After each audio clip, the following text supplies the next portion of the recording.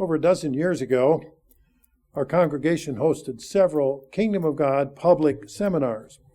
We invited people from around the area who were mature subscribers to the Good News magazine. Now, mature subscribers are people who have renewed their subscriptions. They aren't simply passers-by or a one-time religious hobbyist. They were curious about the biblical perspective offered in the United Church of God's magazine, The Good News. And we had a good turnout. A number of people who came to the Kingdom of God public seminars continued on to come to church service each week, and they began to regularly fellowship with us. I want to call attention to one of those new people was Mr. Jarnigan. He was an elderly fellow. He was bent over at nearly a 90-degree angle. Could barely get around. And in order to drink a beverage, he had to bend his knees and then sip slowly to get a drink. And he could only do little portions at a time, and I presume some of you may remember Mr. Jarnigan. But he was remarkably well-versed in the Bible. His health didn't permit him to attend regularly, and when he could come to church, his niece would often bring him.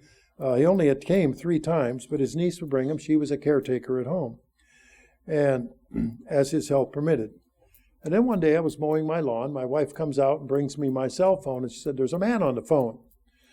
And the man identified himself as Mr. Jarnigan's nephew, and that Mr. Jarnigan had had a fall and broken some ribs, and that and he requested that I come to the hospital and see him.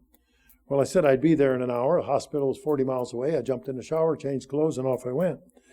And when I got there, Mr. Jarnigan was surrounded by 4 nephews and nieces. And that's when I learned that Mr. Jarnigan, although a bachelor, had raised 4 nephews and nieces. And there's always a backstory to that, but he had the heart and the determination, and they were there, and they loved him. And he explained to Mr. Jarnigan then, as he's in the hospital bed, that he had broken 5 ribs at a fall at home. And well, I asked him, what's the prognosis? How long would he be in the hospital? What was the treatment? And he said, well, the doctors wanted to surgically remove 1 foot because of a diabetic ulcer and infection. They said the doctors wanted to do surgery to remove a section of his cancerous colon, but that wasn't done. They said they wanted to perform heart surgery to correct the heart valve problem. He said the doctors altogether wanted to perform 5 surgeries. And I'm sitting in shock, as any of us might be, and I asked him, what do you want to do? Mr. Jarnigan calmly and serenely said, I would rather die naturally. Well, I understood that, and I said, well then, how can I be of service to you? And then he said something that to my mind was pretty wild, and he said, I would like to be baptized before I die. Now, I tried to wrap my head around this, that the idea of baptizing a man with 5 broken ribs was scheduled to be amputated with an infected foot, cancerous colon, a heart problem. And I said, I'm going to have to get some wise counsel on how to do this. And I had a hard time imagining how to get him underwater. He was so severely bent in any direction. And so the hospital sent him home on hospice care, and he had a hospital bed at home because he refused to go through 5 major surgeries. Well, Mark Welch was was a pastor in nearby Tulsa, Oklahoma, 2 hours away. So I called him and I said, I need help. I wanted to get some wisdom on how to handle something like this. And while we're driving together over there, I said, now here's the details on it. Surely you've pastored in all these different states for all these years. Surely you've come across this before. And Mr. Welch goes, well, actually, no, I haven't. But we went together. And in talking with Mr. Jarnigan, like I say, a delightful man who wanted, Mr. Welch says, well, you're not exactly in the best of shape to be able to be baptized. Do you know what will happen if we are not able to get you baptized? Mr. Jarnigan didn't hesitate. He responded immediately, and he said, well, then we'll just have to do it in 1,000 years when I wake up. How many people off the street could give that kind of an answer? Because from his many years of study, Mr. Jarnigan understood that the first would come the return of Jesus Christ, and the resurrection of those who were dead believers, followed by the translation of those who were left alive into spirit beings. And they would have a job for the millennium of preparing the earth for a huge general resurrection at the end of that millennium. Mr. Jarnigan understood that, but he wanted to be part of the first resurrection and be translated to a spirit being into the family of God. He wanted to be busy, engaged with that millennial help. And he wanted then to be part of the program where people could see the value of the kingdom of God. In Hebrews 11:35, the writer of the book of Hebrews referred to the first resurrection as a better resurrection. In Hebrews 11:35, we read, "Women received their dead raised to life again. Others were tortured, not accepting deliverance, that they might obtain a better resurrection."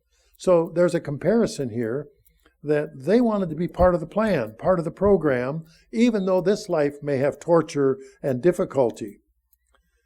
Well, unfortunately, despite over 40 years of intense interest and study into the truths of the Bible, Mr. Jarnigan had procrastinated in responding, and he didn't seek baptism until it was too late. And there comes a time in each of our lives when we come face to face with our own mortality. Now, this experience brings to mind Psalm 90 and verse 12. Psalm 90 and verse 12. Before I jump to that, it reminds me of all young people think they're immortal until they hit age 30.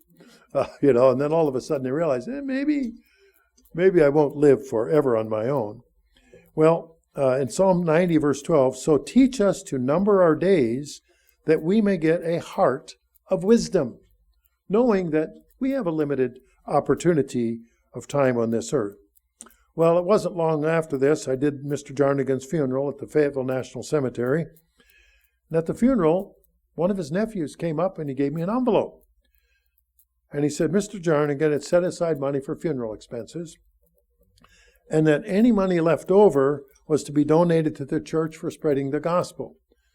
Well, I was surprised and pleased, but at the heart of Mr. Jarnigan went beyond his lifetime to helping others.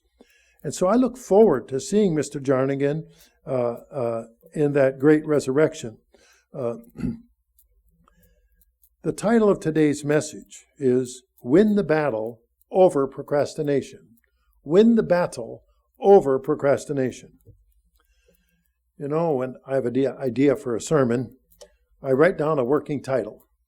And then I start collecting Bible verses and related research, and I keep a file on my computer that says sermon drafts or sermonette drafts. And that's the place, and I keep that information. And then as I think of something, or almost every speaker has something to offer, the gold nuggets. Oh, this I can put in here, or that I can put in there. And so I have a place to collect information and keep notes. And so I have over 50 messages in progress over the years. And I can go back, because I now have them on the computer for the last many years, I can see just how long I've been working on something. I will admit that I started writing the sermon on procrastination in 2001, but I put off the completion for 25 years. So you might say I've become an expert procrastinator, and my audience today is primarily me. Procrastination is sometimes defined as putting off till tomorrow the things we should have done yesterday. The actual definition would be either procrastination is either consciously or subconsciously delaying a decision or prolonging the implementation of a decision. In either case, something that should have been done earlier isn't getting done. There are a number of biblical examples of procrastination that are recorded for our benefit. The first example we have in Numbers 13:31, and this is where the children of Israel delayed entering the promised land. Now, this time of year, we often, as we run up to Passover and the days of unleavened bread, and the exodus of the children of Israel from Egypt, as this subject is often referred to, well, the delay in the Israelites' entry into the promised land is primarily attributed to their lack of faith and then outright disobedience. Because when Moses sent spies to scout out the land of Canaan, 10 of the spies came back and returned with fear-laden reports. And it led to this entire generation of people hesitating to enter the promised land. And if we go to Numbers 13:31, we read, "But the men who had gone up with him," meaning the spies, we are not able to go up against the people because they are stronger than we." And then they gave the children of Israel a bad report of the land which they had spied out, saying, "The land through which we have gone as spies is a land that devours its inhabitants. And all the people whom we saw in it are men of great stature. There we saw the giants, the descendants of Anak, and we were like grasshoppers in our own sight. So were we in their sight."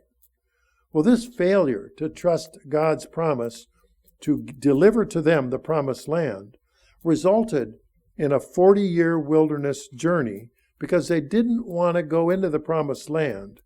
They said, "Oh, it's just too much." And we read in Deuteronomy chapter 1 in verse 26.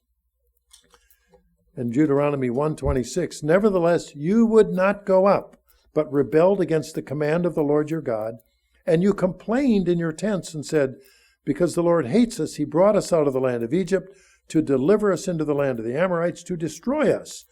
Where can we go up? Our brethren have discouraged our hearts, saying, the people are greater and taller than we. The cities are great and fortified up to heaven,'" tall walls in those cities. "Moreover, we've seen the sons of Anakim there," meaning the giants. And so they were operating on fear, and they saw something to be fearful about.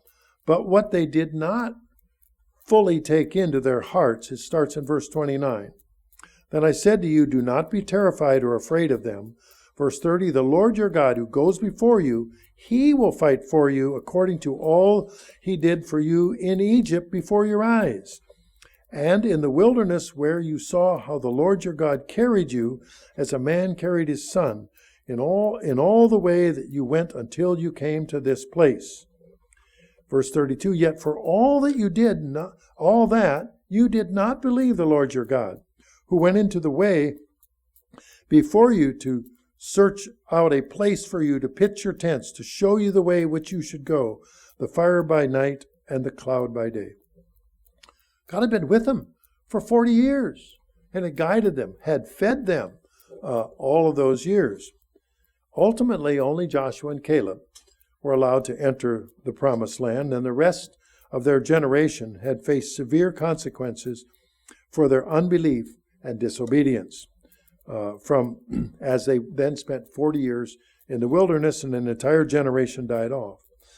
In Numbers 14, starting in verse 22, we read, in Numbers 14:22, "Because all these men who have seen my glory, and the signs which I did in Egypt and in the wilderness, and have put me to the test, now these 10 times have not heeded my voice. They shall certainly not see the land of which I swore to their fathers, nor shall any of those who rejected me see it." In other words, okay, you don't want to go, you're not going to get there. Boom, that's your decision that God put before them. So point one was the children of Israel delayed their entry into the promised land. They saw what they perceived as a real threat without recognizing that God had saved them from every threat before that. They claimed there are giants in the land. Therefore, giants are obviously greater power than God. They did not accept the strength and the power of God to preserve them. The second point I have is in the book of Proverbs 22, verse 13, there's a lion in the streets. There's a lion in the streets. In Proverbs 22, verse 13, "The lazy man says, there's a lion outside, I shall be slain in the streets." It's repeated in Proverbs 26:13. "The lazy man says, there's a lion in the road, a fierce lion in the streets." In other words, these are imagined troubles. Now, the first one was a real issue, but the giants really were giants. The lions, we don't have any evidence that there was actually a lion roaming out in the street. Now, I may have mentioned before that 20-some years ago, I was visiting a neighbor on a local issue, And I drove up his driveway, a neighbor farmer, and I saw a large cage behind his house. And there were tigers in the cage, about 1.5 miles from my house, across the bridge, across the river. And my mind was kind of exploding, and I'm going, tigers? And this steel tubing was 4 inches in diameter, big, strong cages. And I said, tigers? Why do you have tigers? And he said, I breed them. I have a male and 2 females, and I produce cubs for zoos. Well, I assume there must be good money in producing tigers. And he had a herd of cattle, so when he wanted to feed the tigers, he would take a tractor and a loader and drop a dead cow in the top of the cage. But the cage, they couldn't jump out because it had a turnstile like you would see at a bus station or a train station, so that it was a one-way flip. And I said, well, could you explain to me why the bars are bent? Because I'm a little nervous about now, and the tigers are about as far from me as you are from me. And he said, well, one time he dropped a cow outside of the cage, and the tigers reached out and tried to pull it in. So they said the bars were bent in, but they don't have the strength to push it out. And don't worry, it's all state approved. Everything is fine. I went home not feeling really fine, thinking, tigers can run faster than I can. It's 1.5 miles away. Tigers can swim across the river. I live across the river, but there's also a bridge right next to my place. So I did the rational thing. I went out and I bought a 30-06 deer rifle and a 12-gauge shotgun. And I said, they can come right through the window. 900-pound tiger, that. And for the next 2 years, I looked on my roof every time I stepped out of the house. I wonder if today's the day, But then I had sheep and chickens. And I figured those would be easier targets than myself. But I imagined that those tigers were going to get out and I would be lunch. And I really didn't want that to occur. Didn't want to leave a widow that quickly.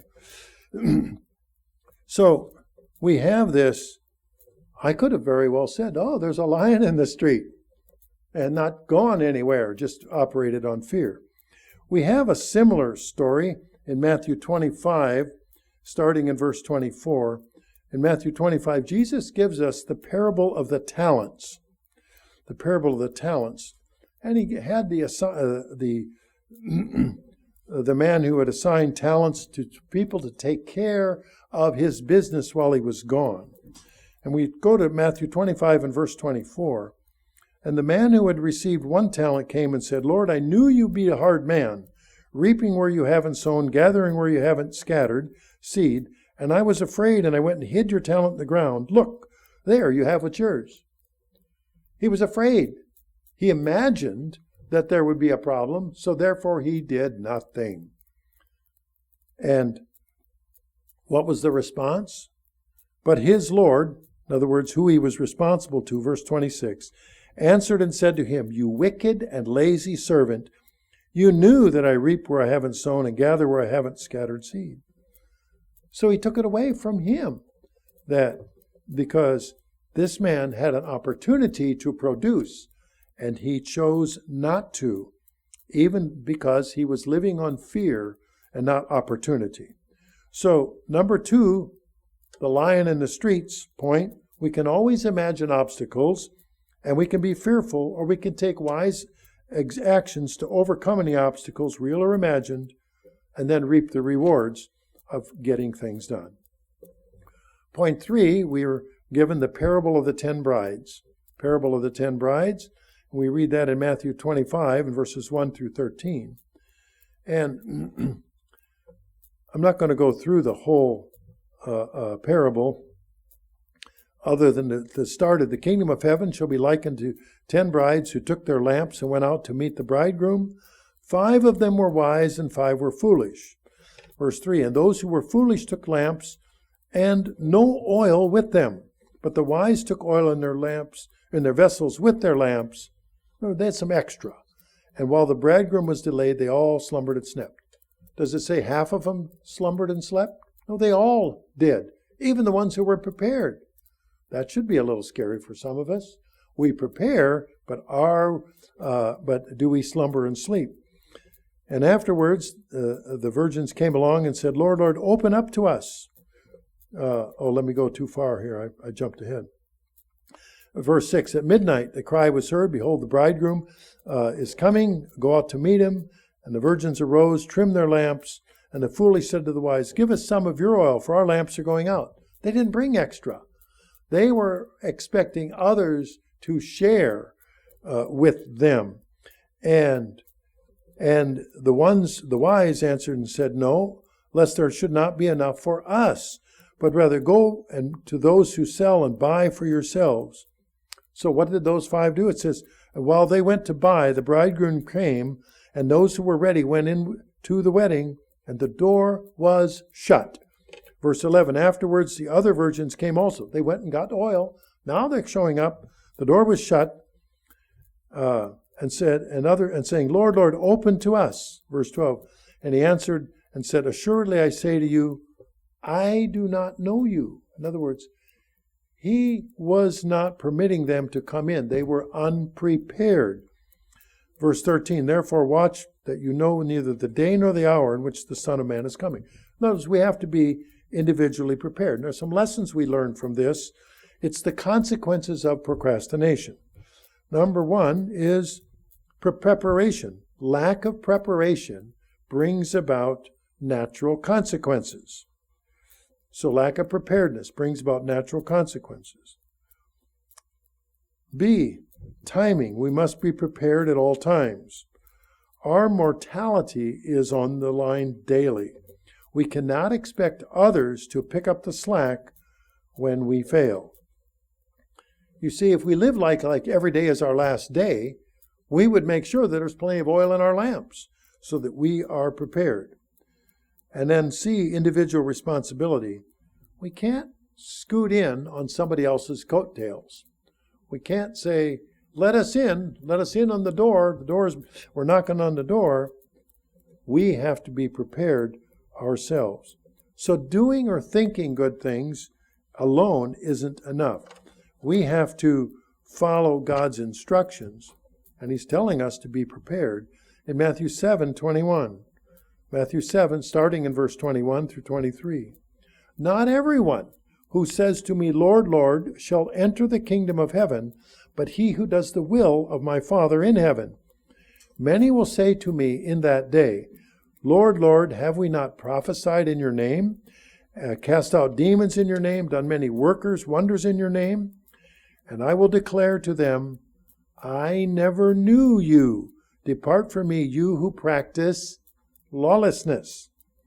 So we have this example, the parable of the 10 brides, and the importance of keeping our lamps filled with oil and going through the motions of doing good things without making God a priority in our lives results in distancing ourselves from God. We have to take personal responsibility and not rely on others to fulfill or to refill our spiritual lamps with spiritual oil. Point 4, we have the example of the rich young ruler. Rich young ruler. In Matthew 19, verses 16 through 22, in Matthew 19, starting in verse 16, behold, one came and said to him, Good teacher, what good things shall I do to have eternal life? Notice that the young man here, the young rich ruler, as it were, understood the teaching of the eternal life in the kingdom of God. It was a desirable thing. So what do I have to do? Do I have to buy a ticket? Okay, do I have to jump through hoops? What do I have to do? And verse 17, Jesus said to him, Why do you call me good? No one's good but the one that is God. But if you want to enter into life, keep the commandments. Verse 18, and the young man said, Which ones? And then Jesus went on to list the 10 commandments. You shall not murder, you shall not commit adultery, you shall not steal, you shall not bear false witness. Honor your father and mother, love your neighbor as yourself. You see, everybody in that culture kept the Sabbath. He didn't have to say that. That was automatic. And verse 20, the young man said to him, All these things I've kept from my youth. What do I still lack? And in verse 21, Jesus said, If you want to be perfect, go sell all that you have and go to give to the poor, and you will have treasure in heaven, and come and follow me. Verse 22, but when the young man heard that saying, he went away sorrowful, for he had great possessions. Now, this is not to say that we are to get rid of everything and be perpetually poor. That would be a dumb conclusion. What the young man was okay with going through the motions of keeping the commandments. When it came time to making a commitment to personally put Jesus Christ as a priority, in other words, Jesus said, give up all that other stuff and come with me. How many of us, if we were approached and said, come with me, would we find an excuse not to do it? Would it be too scary? And yet the young man chose to go the way of the world. It was too scary to follow Jesus. So point 4 on the rich young ruler, we cannot just play church and hope everything turns out okay. We must make a personal commitment to follow the real Jesus and the gospel that he taught, and not think it's something that we can put off until later. The 5th example is Jonah the prophet. Jonah the prophet liked to avoid unpleasant things. In Jonah chapter 1 and verse 1, in Jonah 1, verse 1, and the word of the Lord came to Jonah, the son of Amittai, saying, arise, go to Nineveh, to the great city, cry out against it, for their wickedness has come before me. But Jonah arose to flee to Tarshish from the presence of the Lord. He went down to Joppa, that's on the seacoast, and found a ship going to Tarshish. He paid the fare and went down into it, and to go with them to Tarshish from the presence of the Lord. Now, I might mention that it's the culture that there was a god of each area and a local god from each area. So he thinks just by leaving the area, he will leave God's expectations. Now, Joppa, on the coast of the Mediterranean coast, is about 2,500 miles across the Mediterranean Sea to Tarshish, which is a city on the south side of Spain. Basically, he went to the other side of the known world, said, sign me up and get me out of here, because he didn't want to go to an enemy city and prophesy for their salvation. And what happens when we read the book of Jonah and we jump down to verse 17? You see, Jonah had a rough situation in that the sea started turning, and the guys on the ship said, who's the bad one that upset the god of the sea? And the lot fell upon Jonah. They said, aha, it must be your fault. Jonah said, I give up, throw me over. Throw me over the ship, and everything will be fine. Well, they threw him over the ship, and everything did get better. So, verse 17, the Lord prepared a great fish to swallow Jonah, and Jonah was in the belly of the fish 3 days and 3 nights. I want us to think about what Jonah went through by running the other way. Not just not doing it, trying to leave the area, go to the other end of the known world. First of all, Jonah spent a pile of money to purchase a ticket. We're told he paid the fare, a passenger ticket to the far side of the known world. B, he suffered the tossing and turning of a terrible storm at sea. I don't know if you've spent any time on a ship, but when that happens, a lot of people get seasick, majority of them, and their lives were threatened. The sailors figured they were going down when the waves are taller and bigger than the ship. I know that this was 1985. I was in Japan and going across a bay, and it was very windy, and the small fishing boats up and down. Sometimes you saw them, sometimes you didn't. And I thought, I'm glad I'm not on one of those. I'm glad on this big ferry boat, but the little ones disappeared from sight because the waves were so tall. Well, a ship that's crossing the Mediterranean has got to be a lot larger than a little fishing boat. But he had to suffer the tossing and turning. C, he made a decision to end his life by drowning when he asked the sailors to throw him overboard. So, in other words, what could be worse than this? I'll drown and get it over with. Well, didn't turn out that way, because point D, he was swallowed by a big fish. Now, if anybody knows anyone who's ever been swallowed by a big fish, let me know. I've never found anybody who has. But to be swallowed by a big fish has to be an experience that no one has lived to talk about, with one exception. And it's just horrifying to imagine. And then you wonder, why a fish? And we'll come to realize the city of Nineveh, what was the pagan god that they all worshipped? Was Dagon, the fish god. Well, this will come into play down the road. Now, Jonah, he was in the squishy stomach of the fish for 3 days and 3 nights. This is not a deluxe apartment. He's swallowed. He's in the middle of this fish. There's no place to lie down. And if we reference Matthew 12, in verses 39 through 41, when Jesus answered and said to them, "An evil and adulterous generation seeks after a sign, and no sign will be given to it except the sign of the prophet Jonah. For as Jonah was 3 days and 3 nights in the belly of the great fish, so the Son of Man will be 3 days and 3 nights in the heart of the earth. The men of Nineveh will rise up in judgment with this generation and condemn it, because they repented at the preaching of Jonah. Indeed, a greater than Jonah is here."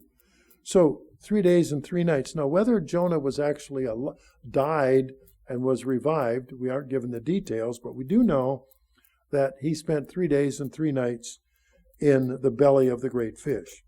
So I have here the letter F. He was without food or water for 3 days and 3 nights. How many of us have gone without water for 3 days and 3 nights? What about food for 3 days and 3 nights? And even if he was thirsty or hungry, there was nothing to eat or drink. And then he had no sleep for 3 days and 3 nights. It wasn't that he was just in an uncomfortable situation. He was sloshing around as a fish swam back to Joppa, where he left. So after days of sailing, this great fish, brought him back. Now, one thing we don't put down and we don't think about is the letter H, I put down for my notes, is that Jonah was bathed in stomach acid for 3 days, 72 hours. And if you look at what the stomach acid would have done, it would have bleached Jonah's skin and his hair completely white, even his eyelashes. If you bleach, he would have been totally white. So that would be kind of freaky to look at. And then my letter I on my notes, Jonah, when the fish made it back to Joppa, he was regurgitated by this great fish. He was spit out on the land. Now, I have never heard of anybody being regurgitated before, but it could not be a comfortable situation. I've gone down a water slide, okay, but that was pretty pleasant and pretty easy. But to be regurgitated, what would your reaction? If you were on the shore when the great fish spit out Jonah, and you saw this scraggly white human come out of the fish's mouth, spit on the shore. And in the Syrian culture of that day, the Syrian people worked the fish god Dagon.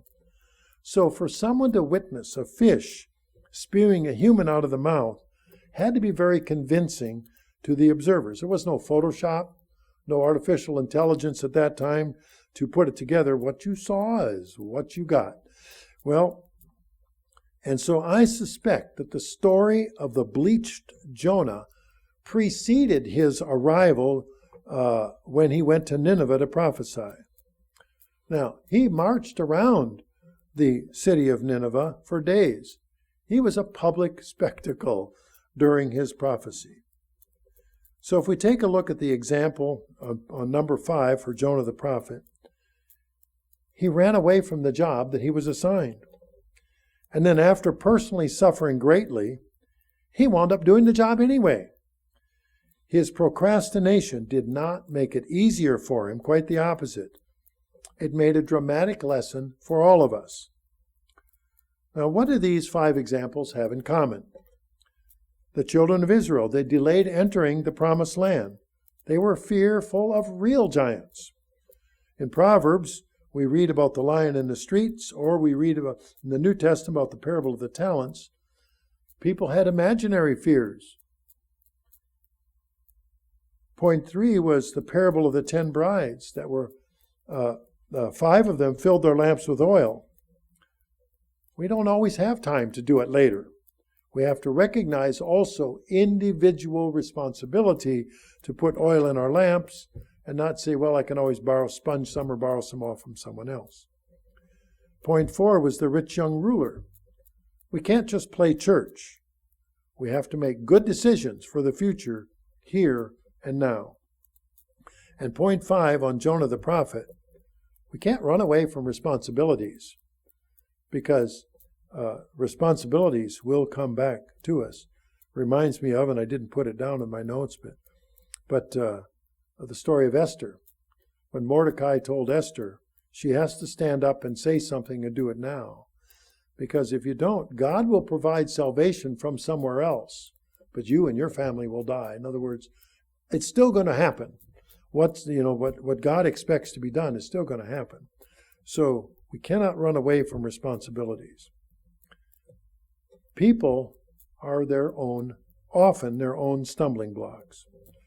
In Romans 14 and verse 13, we read in Romans 14:13, therefore do not let us judge one another anymore. You could use the word condemn. But rather resolve this, not to put a stumbling block or cause to fall in our brother's way.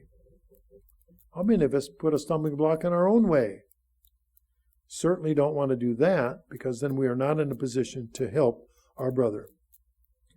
We're often distracted by the ways of the world.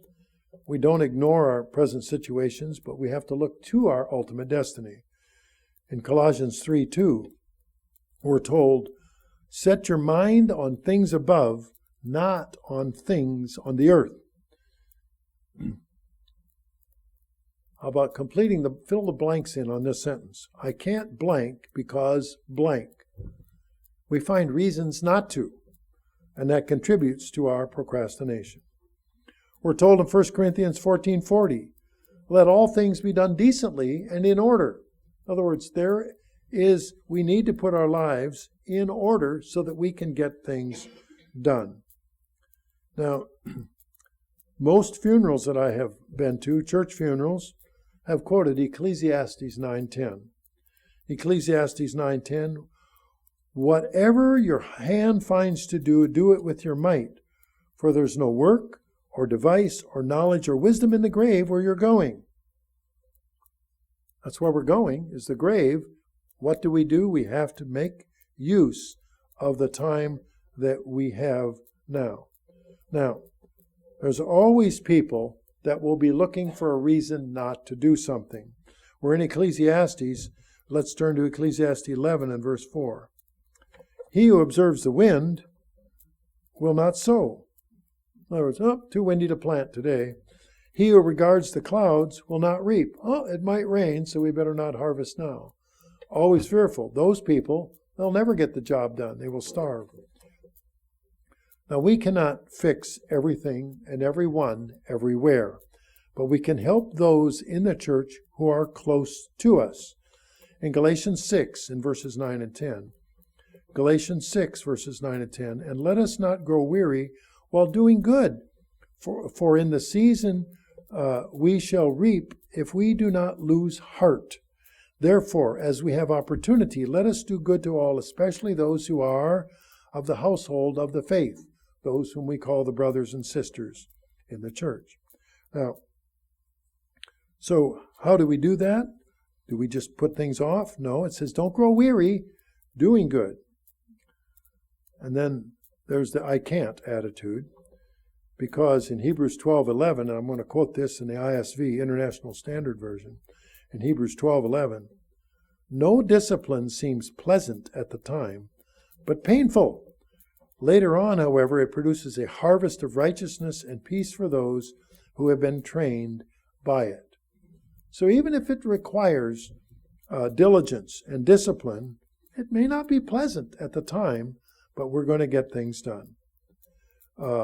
In John 9, in verse 4, this is reiterated, another reason to overcome procrastination. John 9:4, again in the International Standard Version, as long as it's day, we must do the works of him who sent me. Night is coming when no one can work. Now, when does procrastination become a sin? If we look at James 4 and verse 17.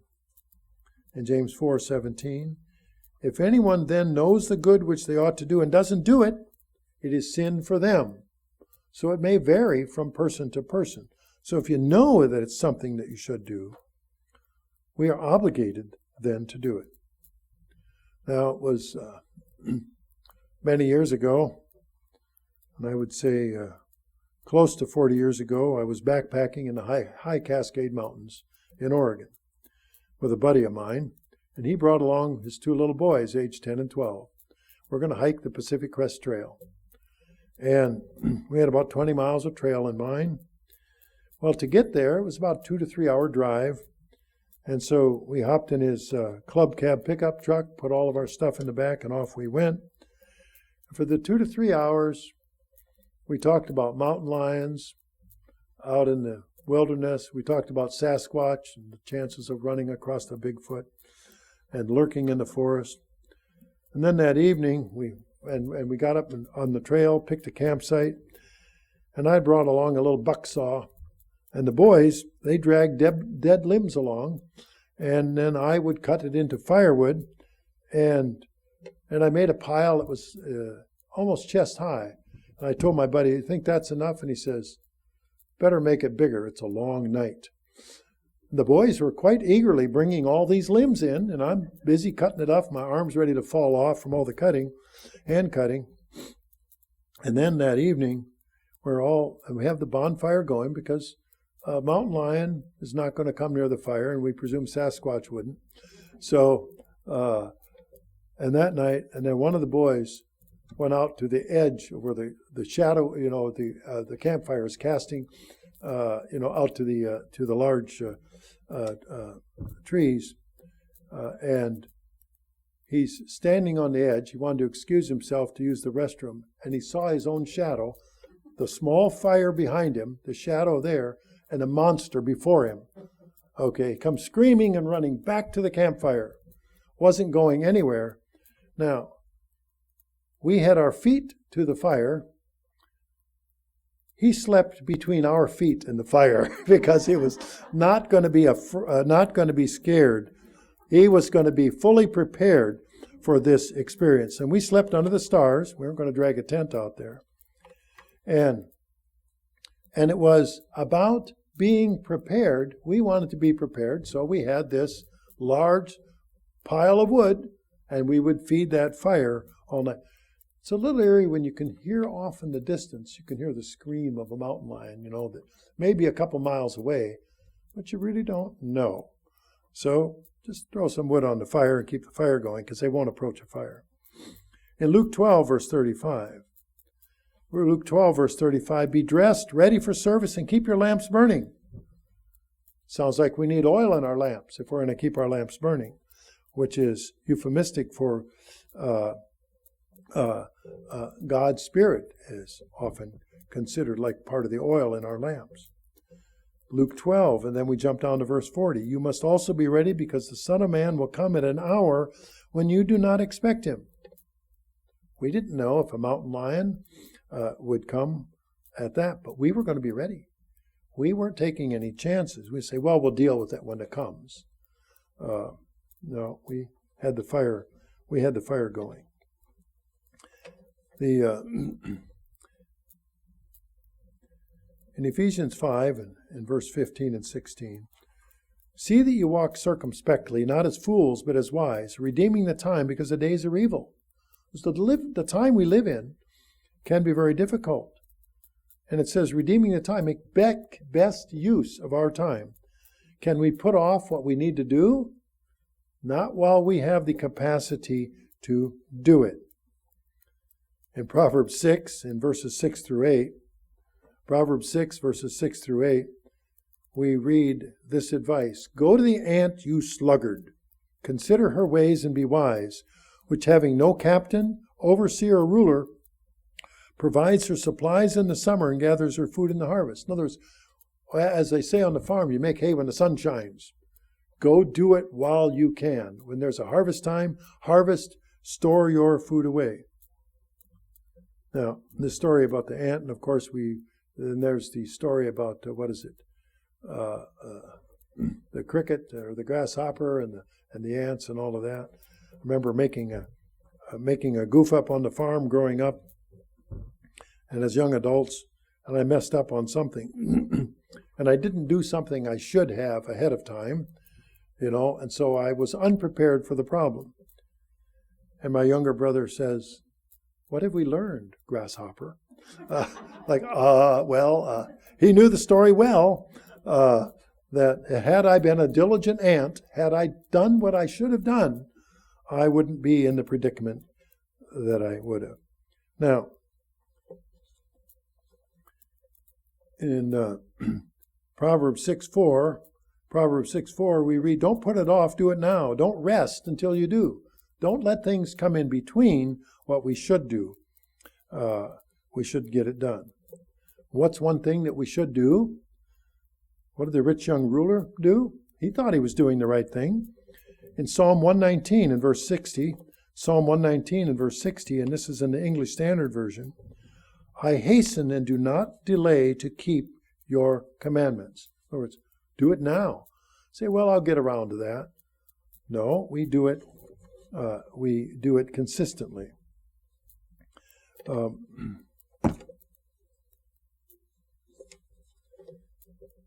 The children of Israel, they delayed entering the promised land.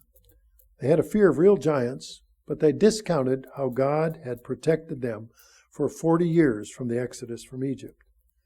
They had no reason for ultimate fear, because had they been following God's instructions all along, that would have given them, the awe of God would have made them fearless and proceed forward to take the land. But, actually it wasn't 40 years at that time, it was just the first year. They would have seen all the miracles and said, God can do anything. If we can walk on dry land through the Red Sea, who are these giants to stop us? And yet they delayed entering the promised land. The procrastination cost them 40 years for the children of Israel. The second example we heard was Proverbs, the lion in the streets, or the parable of the talents. These are imagined fears. We have to deal with reality and not let our imagination be a barrier to accomplishment. Then the point 4, we had the parable of the 10 brides, filling lamps with oil. We might not be able to do it later. Just ask Mr. Jarnigan. Can't always do it later. We must recognize individual responsibility. We must act while we can. Point 4 was the rich young ruler. We can't just play church. We must make good decisions here and now. We can't put off those decisions until later. And point 5 was about Jonah the prophet. We can't run away from responsibilities. And this is the quote from Esther that I had mentioned earlier in Esther 4 and verse 14. "If you remain completely silent at this time, relief and deliverance will arise for the Jews from another place, but you and your father's house will perish. Yet who knows whether you've come to the kingdom for such a time as this?" That should apply to each one of us. Who knows but what you are being prepared for such a time as this. So let's embrace the scriptural teaching of following God's laws and expectations for each one of us. Put simply, let's get it done. Let's win the battle over procrastination.